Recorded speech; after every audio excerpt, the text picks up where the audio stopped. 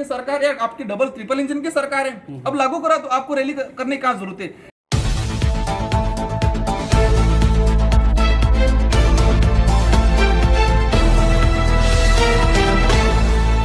कि सरकार है आपकी डबल ट्रिपल इंजन की सरकार है, अब लागू करा तो आपको रैली करने की क्या जरूरत है। मेन कोटे में कोटा जिस तरह से ये चाह रहे कि मीणा अलग, भील अलग, गरासिया अलग, सहरिया अलग, धानका अलग, ये राजस्थान के अंदर टोटल 12 से 15 अनुसूचित जनजातियां हैं।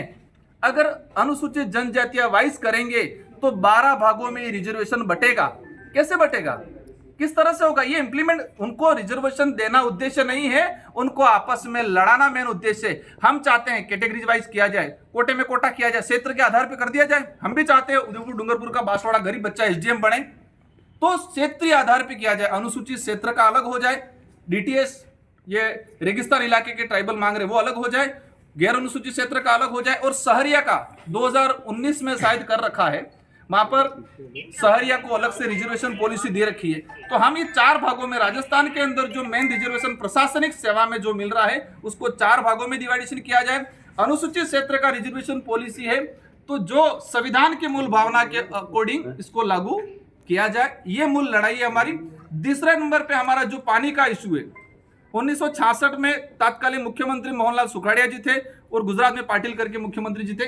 माही डैम बनाया, लोग हमारे विस्थापित हुए, यहाँ प्रताड़ित हुए, आज भी उन लोगों को मुआवजा नहीं मिला है। और 40 टीएमसी पानी गुजरात उपयोग कर रहा है। करना बनाया, करना के लोग विस्थापित हुए, बांसवाड़ा डूंगरपुर के लोग 100% पानी गुजरात उपयोग कर रहा है। उस समय समझौता हुआ, उस समय यहाँ का लोग जागरूक थे नहीं, इस चीज को समझ नहीं पाए। तो ये समझौतों के अकॉर्डिंग इस बात को मैंने प्रधानमंत्री जी को भी समझाया है। तो ये लोग इस बात को लेकर आंदोलन कर रहे हैं। आप सरकार बैठी है डबल इंजन की, गुजरात में भी आपकी सरकार है। इन समस्त इश्यूओं को लेकर एक भी चीज में कोटे में कोटा हो जाता है तो रोस्टर प्रणाली किस आधार पर लागू होगी, क्योंकि रोस्टर प्रणाली में 12 से 13 सीटें आना अनिवार्य है। अब कोटे में कोटा हो जाएगा, वो सीटें आएगी नहीं, रोस्टर प्रणाली लागू ही नहीं होगी। तो ये समस्त इश्यूओं को लेके और पिछले 2013 से लगा के आज तक की जितनी जो भर्तियां हुई है, इन भर्तियों की स्टडी करते हैं तो यहाँ के ट्राइबल के बच्चों को नुकसान हुआ है। एक चीज है ईडब्ल्यूएस सरकार कह रही है, मैंने क्वेश्चन पूछा, सरकार ने जवाब दिया ईडब्ल्यूएस लागू नहीं है। पिछली 2 भर्तियों के अंदर ईडब्ल्यूएस दिया गया। ईडब्ल्यूएस के लिए अलग से राज्यपाल महोदय द्वारा कोई अधिसूचना जारी नहीं की, मतलब अंधा कानून चला रहे हैं यहाँ पर। पैसा एक्ट का हमारा जो डाल रखा है, अभी ये जितने जो जमीन है, माही कैनाल, हम भी चाहते हैं पानी पहुंचे। भूमि अधिग्रहण 2013 के अंदर स्पष्ट लिख रखा है कि आपको जन सुनवाई करनी है, आपको पैसा एक्ट के तहत ग्राम सभा से अनुमति लेनी है, इसके बाद आपको।